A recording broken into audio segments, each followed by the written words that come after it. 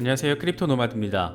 리플 소송이 참 재밌게 돌아가고 있습니다. 비트코인 시장 상황도 엉망이고 자본시장 흐름 자체도 엉망이어서 다소 답답함을 느끼기 충분한 그런 상황인데 미국 SEC가 사람의 흥미를 참 크게 자극해 주는 것 같습니다. 지금 리플 소송의 핵심 관전 포인트는 크게 두 가지입니다.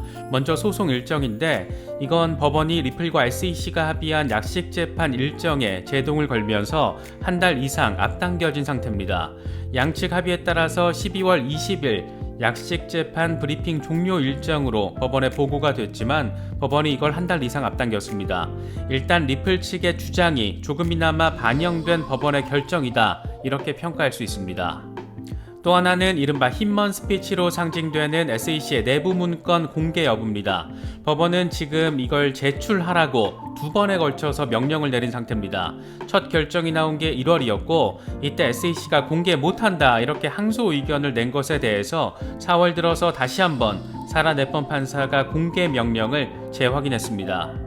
그런데 이번에 또다시 SEC가 내부 문건은 공개할 수 없다, DPP 특권에 해당한다, 이런 점을 강조하면서 새로운 논리를 들고 나섰습니다. 이른바 변호사 고객 특권, 어토니 클라이언트 프리빌리지, 이걸 또 꺼내들어서 절차적으로 이게 공개할 수 없다는 다소 말 같지도 않은 소리를 이번에도 짓거리는 상황이 반복됐습니다. 정말이지 가져다 붙일 수 있는 건 죄다 가져다 붙이면서 끝까지 발악하는 상황을 확인할 수 있는 그런 부분입니다. 사실 SEC의 이런 뻘짓 입장을 아예 이해할 수 없는 건 아닙니다. 소송을 어떻게든 지연시키려고 최선을 다해왔는데 법원은 이것도 제동을 걸고 내부 문건은 어떻게든 공개 안 하려고 최선을 다해왔는데 법원은 이것도 역시 두 번에 걸쳐서 제동을 걸고 이런 상황에서 이번 소송에서 절대 져서는 질 수 없는 그런 SEC 입장에서는 말이 되든 안 되든 일단 개기고 보자, 시간 좀 더 끌어보자, 이런 놀부 심리가 작용하고 있는 것으로도 바라볼 수 있을 것 같습니다. 이번 영상에서는 SEC의 추가적인 이 신박한 논리 구축과 관련된 부분을 중심으로 리플 소송의 핵심 관전 포인트 두 가지를 집중적으로 라운드업하는 시간을 갖도록 하겠습니다. 본격적인 시작에 앞서서 좋아요와 구독 또 알림 설정 꼭 부탁드리겠습니다. 영상 제작에 아주 큰 도움 된다는 말씀 함께 드립니다. 그럼 시작하겠습니다. 현재 리플 소송과 관련한 핵심 관전 포인트는 크게 두 가지입니다. 먼저 소송 일정입니다. 소송 일정은 일단 한 달 이상 단축됐습니다. 양측이 합의한 12월 20일 약식 재판 브리핑 마감 일정을 법원이 11월 15일까지 마무리하라고 일정을 다시 정리해서 명령했습니다. 최대한 빨리 진행을 하려던 리플 측의 입장이 조금이라도 반영된 결과여서 어쨌든 SEC 입장에서는 불만스러울 수 있는 그런 부분입니다. 이렇게 되면 빠르면 12월 말 최종 판결, 늦으면 내년 2월에서 3월 정도까지 늘려서 바라볼 수 있게 됐습니다. 무엇보다 연내 판결 가능성이라는 게 가능해졌다라는 점에서 긍정적인 부분이 아닐까 생각합니다. 특히 하반기로 갈수록 미국 내에서 암호화폐 규제와 관련된 입법 사항이 속도를 낼 것이라서 암호화폐 산업의 규제권 권한 키는 어느 기관이 잡게 될지, SEC가 키를 잡을지 CFTC가 잡을지 아니면 신규 기관이 새로 설립이 될지 이런 것들이 일단 정리가 될 겁니다.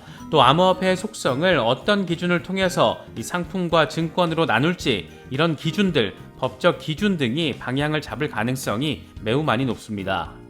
이게 11월 정도에만 잘 입법화 과정이 마무리가 된다라면 양측의 브리핑 종료 이후에 법원 입장에서는 현행 법에 따라서 새롭게 딱 정착이 된 현행 법에 따라서 속전속결 판단도 가능해질 수 있습니다.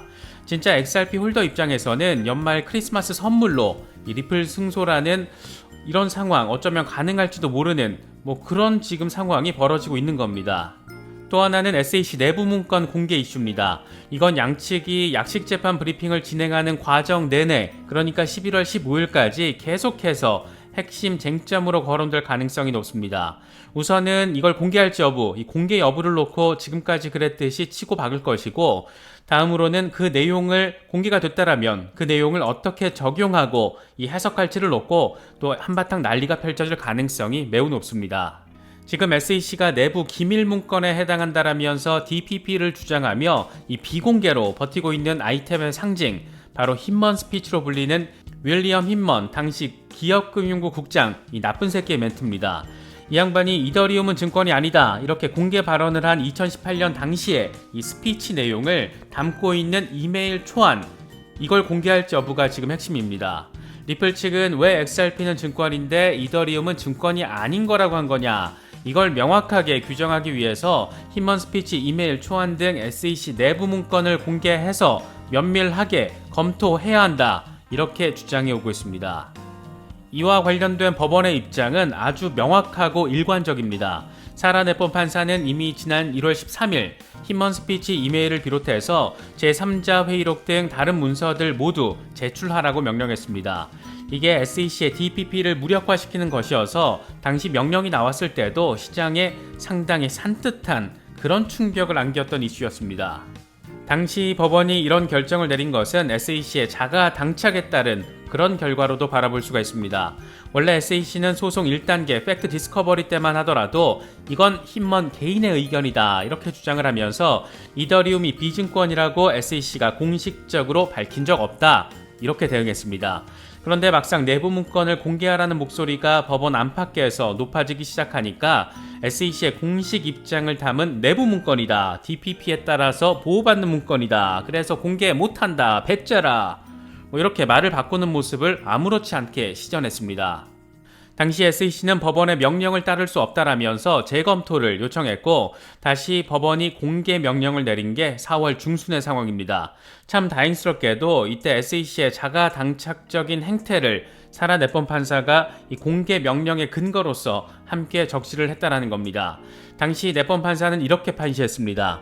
SEC는 힘먼 스피치 내용과 관련해서 SEC가 디지털 자산 규제를 위한 기업 파이낸스 접근 차원이다라고 주장하지만 사실 이건 기존의 힘먼의 개인적인 주장이라고 밝혔던 것과 일치하지 않는 주장이다. 이렇게 뼈를 콕 때렸습니다. 네폰 판사는 그러면서 그렇기 때문에 SEC의 변화된 입장은 정당화될 수 없다. 특히 SEC는 힘먼 스피치가 디지털 자산 규제와 관련해 프레임워크를 제공한다라고 했던 만큼 법원은 SEC의 주장에 동의할 수 없다. 2019년에 발행된 SEC의 혁신금융기술전략 허브 역시 SEC의 주장과 결이 다르다. 당시 발행된 책자를 보면 이 프레임워크는 위원회와 직원이 이전에 다루었던 영역에서 추가 지침을 제공한다. 여기서 이전에 다뤘던 영역은 1년 전 힘먼 스피치를 의미합니다. 이미 SEC는 규제 프레임과 관련된 보고서를 작성하면서도 힘먼이 제시한 프레임을 반영했다라는 점에서 SEC의 이중성을 확인할 수 있는 부분이었고 이걸 법원이 제대로 파악하고 있었던 겁니다. 법원이 이렇게 나름 탄탄한 논리를 공개하면서까지 힘먼 스피치를 공개하라고 다시 명령을 했던 건데 SEC는 이번에 아주 신박한 논리를 구성하면서 그래도 공개 못한다 이렇게 개기는 입장을 법원에 제출했습니다. 이번에 꺼내든 논리는 어토니 클라이언트 프리빌리지, 변호사 고객 특권입니다. 이놈의 기관은 어떻게 된 게 이 먼 놈의 특권을 이렇게 좋아하나 모르겠습니다. 근데 이게 또 뭔 소리냐? 일단 어토니 클라이언트 프리빌리지는 클라이언트와 변호사 사이의 기밀을 다른 사람이 공개하는 것을 방지할 수 있는 클라이언트의 권리를 의미합니다. 클라이언트가 변호사에게 완전하고 솔직한 정보를 제공하도록 하고 이 과정에서 변호사가 솔직한 조언과 효과적인 법률 대리를 더 잘할 수 있도록 하는 그런 좋은 취지를 담고 있는 그런 특권입니다. 그런데 SEC는 갑자기 지들이 클라이언트로서 이런 특권이 적용 가능하다는 점을 꺼내든 겁니다. SEC는 법원에 보내는 입장문을 통해서 힘먼 스피치 내용은 어토니 클라이언트 특권의 보호를 받는 문건이다. 왜냐하면 당시 내용은 힘먼 국장과 SEC 변호사의 커뮤니케이션을 담고 있기 때문이다.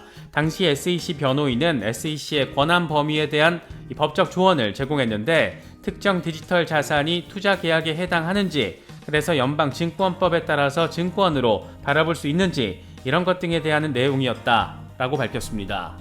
진짜 읽어볼수록 짜증나는 부분은 이것들이 이렇게 덧붙인 부분입니다. 힘먼이 그때 연설에서 뭐라고 말했든 그런 것과 상관없이 이건 어토니 클라이언트 프리빌리지 적용 대상이다 이렇게 강조했습니다. 그러면서 SEC는 여전히 이 문건이 DPP의 보호를 받는 문건이라고 판단하고 있다. 있다고 말 같지도 않은 소리를 하면서 앞선 사라 네폰 판사의 공개 명령에 다시금 개기는 입장을 확인했습니다.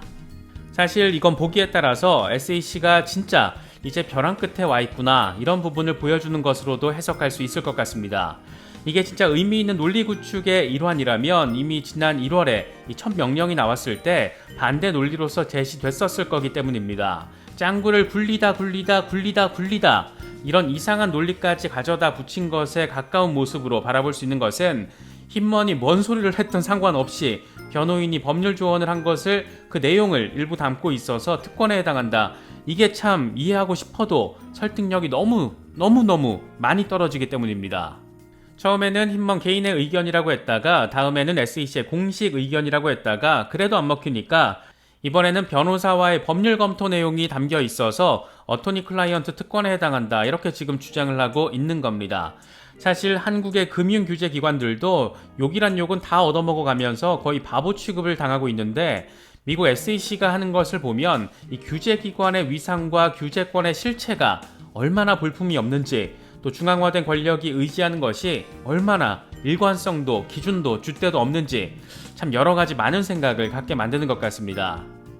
이번에 SEC가 또 개기는 걸 보면 확실히 힘먼 스피치 내용이 파괴적인 영향력을 가지고 있다는 것을 SEC가 확실하게 이해하고 있다는 점을 확인할 수 있는 것 같습니다.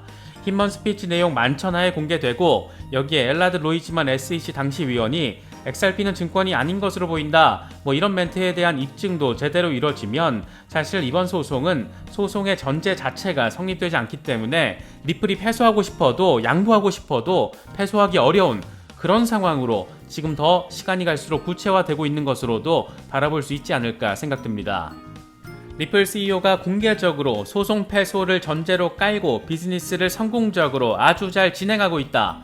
이런 말까지 하고 있는 상황이니까 XRP 홀더분들은 필요 이상으로 이 소송 리스크를 걱정하실 필요는 없지 않을까 개인적으로는 생각합니다.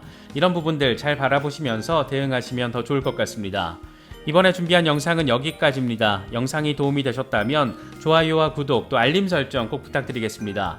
영상 제작에 아주 큰 도움 된다는 말씀 함께 드립니다. 언제나 성투하시기를 기원하겠습니다. 시청해주셔서 감사합니다. 지금까지 크립토 노마디였습니다.